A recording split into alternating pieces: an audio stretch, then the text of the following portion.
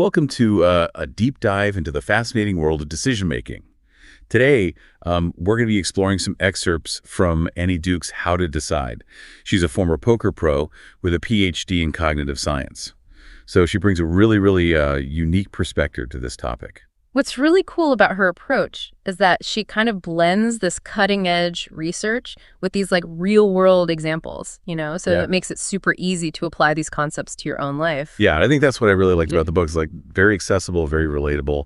So our mission today is to kind of equip you with some of the mental models and practical tools that can help you make better decisions, whether you're choosing a career path. We're just trying to figure out what to have for dinner tonight. Absolutely. And one of the first things Duke tackles is this idea of resulting. It's this sneaky tendency we have to judge our decisions based solely on the outcome. Ooh, resulting. Yeah. I think I'm guilty of that all the time. Remember that time I convinced you to invest in that new cryptocurrency? Oh, yeah. And when it crashed, you blamed it on everything but your initial decision to buy in. It's just so easy to forget all the factors that were at play at the time. Oh, yeah, for sure. Okay, so how do we avoid falling into the resulting trap? It feels like it's hardwired into our brains to focus on the outcome. Well, I think awareness is the first step, Duke encourages us to dissect our past decisions, focusing on the process rather than just the result. So instead of just saying, oh, buying that stock was a terrible decision, you might ask yourself, did I research the company thoroughly? Did I consider the risks? Yeah, that makes a lot of sense. It's like a post-game analysis for our decisions. But what about hindsight bias? Isn't that another way we distort our past decisions? Absolutely. It's that classic I knew it all along phenomenon. After something happens, it's easy to look back and think, oh, that was inevitable. Totally. But isn't there some value in reflecting on past decisions? How can we learn without looking back? The key is to be honest with ourselves. Duke uses the 2016 U.S. presidential election as an example. After the results, a lot of experts claim that Hillary Clinton's campaign made all these obvious blunders. But, if you look at the pre-election analysis, very few people were predicting those issues. So knowing the outcome really colors our perception of the past. So we need to be really careful not to rewrite history in our minds. Exactly. And this leads to what Duke calls the paradox of experience. We need experience to learn and to make better decisions. But if we're distorting those experiences through resulting in hindsight bias, we're not actually learning the right lessons. Right. So it's like we're stuck in this loop of making the same mistakes over and over again because we're not accurately assessing our past choices. Yeah, exactly. Duke uses this analogy of a decision tree to illustrate this. So imagine each branch representing a possible outcome. At the time you made the decision, the thicker the branch, the more likely that outcome was. Okay. So when we're making a decision, we need to be mindful of all the potential paths we could have taken. Yeah. Not just the one that actually happened. Precisely. Reconstruct that full tree, including the paths that didn't materialize. Ask yourself, what if I had taken that other job? What if I hadn't invested in that stock? I like that. That sounds like a really useful exercise for any decision, big or small. It kind of forces you to acknowledge that luck plays a role. And that a bad outcome doesn't always mean you made a bad decision. Yeah, absolutely. And another important point that Duke makes is the power of precision. We often use these vague terms like likely or possible when we're talking about probabilities, but these words can mean wildly different things to different people. Oh, I've definitely experienced that. I might say something is possible, meaning it has a 10% chance of happening, but someone else might interpret that as a 50% chance. No wonder we have so much miscommunication. Exactly. Duke recommends using percentages instead of this vague language. So instead of telling your boss, there's a chance this project will be delayed, you could say, I estimate a 30% chance of delays. This forces you to think more critically about the likelihood of different outcomes. And it makes you sound way more confident and data-driven. Absolutely. Duke also introduces a tool called the shock test to help refine your estimates. So imagine you're estimating how long it will take you to finish a project. Okay, got it. I'm picturing my current to-do list. Now, set a range where you'd be pretty shocked if the actual time fell outside of it. So this helps you be more realistic in your predictions. That's a great tip. It forces you to think about both the best case and the worst case scenarios. So far, we've covered avoiding resulting in hindsight bias, reconstructing decision trees, and being more precise with probabilities. What's next? Well, next, Duke tackles the idea of the inside view versus the outside view. Ooh, those sound intriguing. What's the difference? So the inside view is a personal, subjective perspective. often clouded by emotions and biases. It's like that classic example of asking a newlywed couple, what are the chances of you getting divorced? Yeah. They'll likely give you a much lower estimate than the actual divorce rate, right? Because they're in love, they're looking at the situation through rose-colored glasses. Exactly. That's the inside view in action. On the other hand, the outside view considers objective facts and base rates. It's about looking at how often things happen in similar situations, regardless of your personal feelings. Okay, so to make smarter decisions, we need to find a way to balance the inside view with the outside view. Absolutely. Acknowledge your personal perspective, but then step back and look for those objective facts and data to ground yourself in reality. Yeah, this is making me realize how often I let my emotions cloud my judgment, especially when it comes to big decisions. But isn't there a danger in overthinking things? Like sometimes you just got to go with your gut, right? Duke addresses that too. She talks about a concept called free-rolling. Okay, free rolling. That sounds exciting. Tell me more. So it's about those situations where the downside is minimal and the upside potential is high. Like think about trying to decide between two equally appealing lunch options. Oh, I know that feeling. Sometimes I spend way too much time agonizing over what to eat for lunch. Right. So in those cases, Duke says don't overthink it. Just pick one and enjoy your lunch. The cost of choosing the wrong lunch is pretty low, and you still get to eat delicious food. That's such a freeing perspective. It takes the pressure off those everyday decisions. Yeah. But what about the big decisions? Like choosing a career path or buying a house? Those feel way more complicated. Right. For those bigger decisions, Duke suggests a strategy called decision stacking.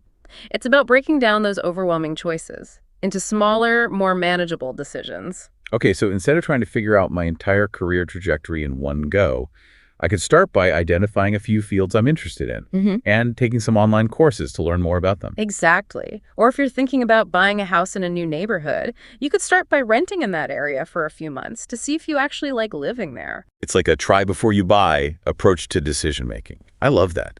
But even with those smaller decisions, I sometimes get stuck in analysis paralysis. How do I know when I've gathered enough information to make a good choice? Duke has some great advice for that too. She suggests asking yourself two key questions. First, what information could I discover that would make me change my mind? And second, is that information realistically available? So if I've done a reasonable amount of research and I can't think of any new information that would drastically change my decision, then it's probably time to just make a choice. Precisely. Sometimes we get so caught up in gathering information that we lose sight of the bigger picture. It's about finding that balance between being informed and being decisive. This is making me realize how much of decision-making is about being proactive and strategic. But even with the best plans, things don't always go our way. How do we deal with those inevitable setbacks and disappointments?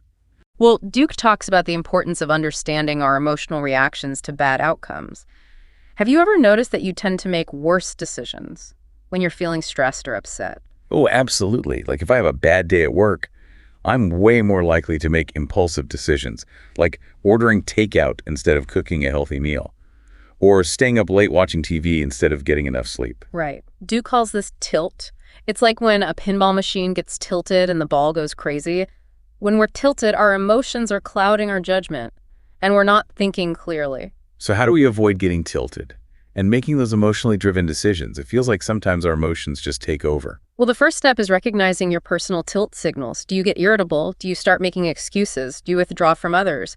Once you know your patterns, you can start to develop strategies for managing those emotions. So it's about creating a pause between the emotion and the reaction, like taking a few deep breaths before making a decision when I'm feeling stressed. Exactly. Duke recommends things like taking a break, talking to a trusted friend, or practicing mindfulness techniques. Anything that helps you calm down and regain your composure.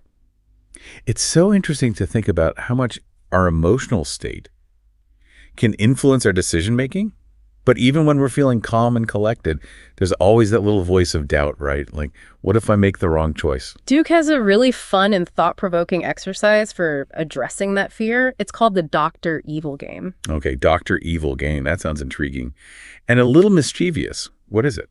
So imagine that Dr. Evil, the villain from the Austin Powers movies, has taken control of your brain and is determined to make you fail at achieving a particular goal. Oh, I love this already. So I have to think like a supervillain who's trying to sabotage my own success. Exactly. The challenge is to come up with all the subtle and justifiable ways Dr. Evil would tempt you to make bad decisions. So if my goal was to save more money, Dr. Evil might convince me to buy a daily latte or a new pair of shoes, justifying these purchases as treats or rewards.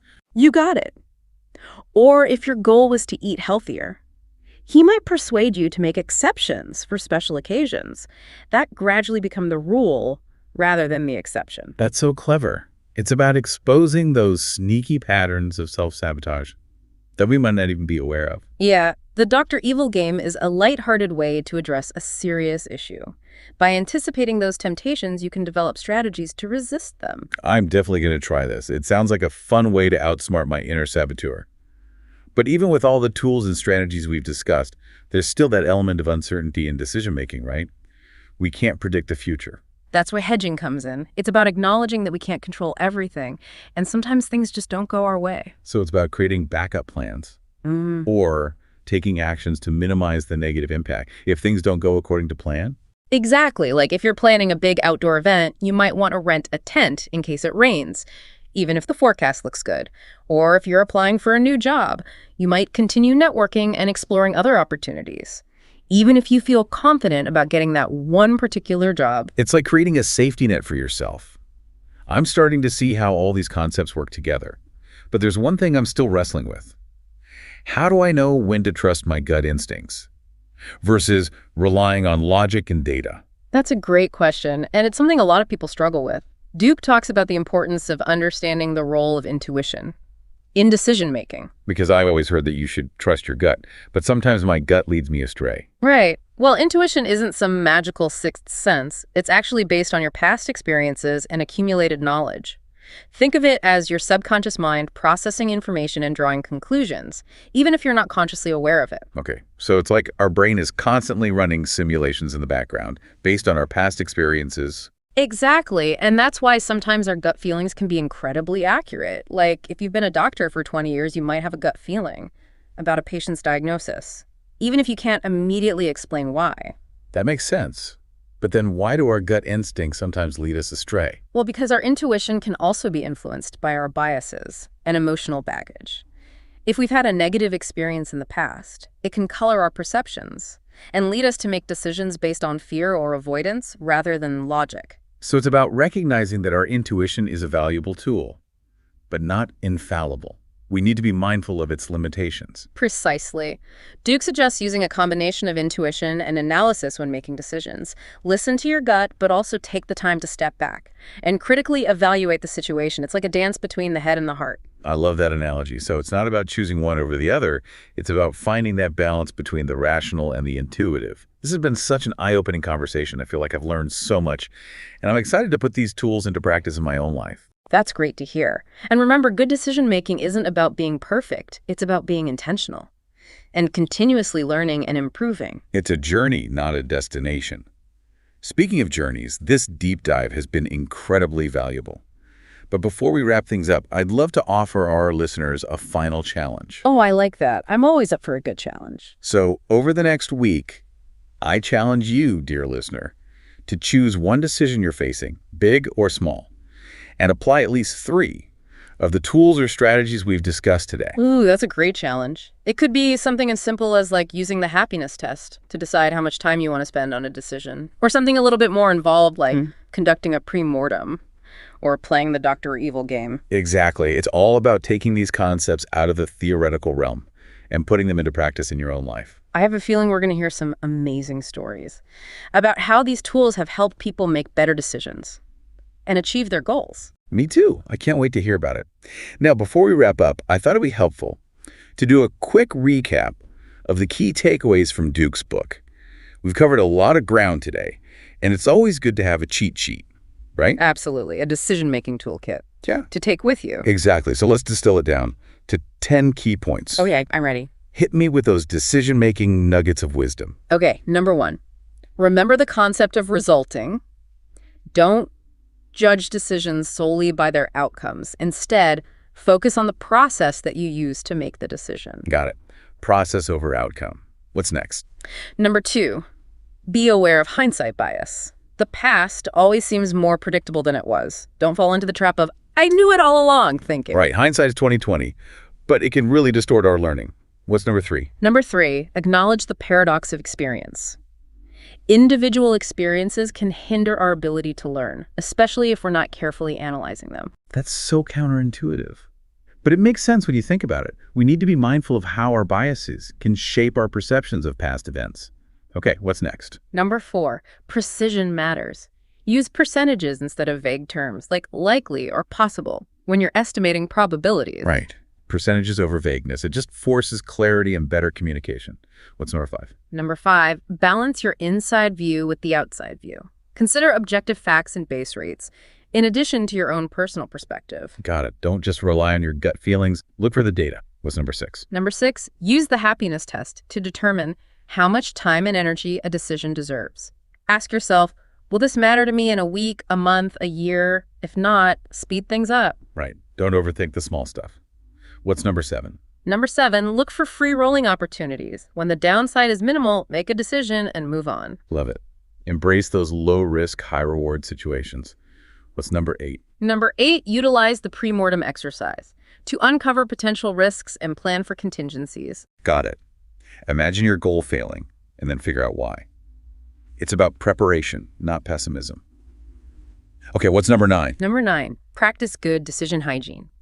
Quarantine your own opinion when you're seeking feedback from others so you don't contaminate their thinking. Right. Ask for opinions before sharing your own. That way you get unbiased feedback. And what's number 10? And number 10, create accountability checklists to ensure that you're providing all the necessary information when you're asking for advice. Oh, this is like a decision-making toolkit in 10 easy steps. It's a great starting point. And remember, the key is to keep practicing and refining your approach to decision-making. It's a lifelong journey. Absolutely. This has been such a fascinating deep dive into the art and science of decision-making. I feel like I've learned so much, and I'm excited to put these tools into practice in my own life. Me too. And remember, every decision, big or small, is an opportunity to learn and grow. That's a great reminder. Thanks for joining us on this deep dive into Annie Duke's How to Decide. Until next time, happy deciding. I love that. A decision-making challenge for our listeners. Yes. I'm excited to hear how it goes for everyone. Well, that brings us to the end of our deep dive into Annie Duke's How to Decide. It's been an amazing conversation, and I feel like we've just scratched the surface of this topic. Yeah, there's so much more to explore. Definitely. But before we say goodbye, I think it would be helpful to leave our listeners with a final thought. I like it. What's the one piece of advice from the book that you think everyone should take to heart? That's a tough one. There are so many great insights. I know, right? But I think the most important takeaway is that good decision-making is a skill. It's something that you can learn and improve over time. Absolutely. It's not about being perfect. It's about being intentional and continuously learning. Exactly. So don't be afraid to experiment. Try out different tools and strategies and see what works best for you. And remember, every decision you make is an opportunity to learn and grow. That's a great way to put it. So embrace those opportunities and keep practicing the art of making better decisions. Thanks for joining us on this deep dive. We'll see you next time.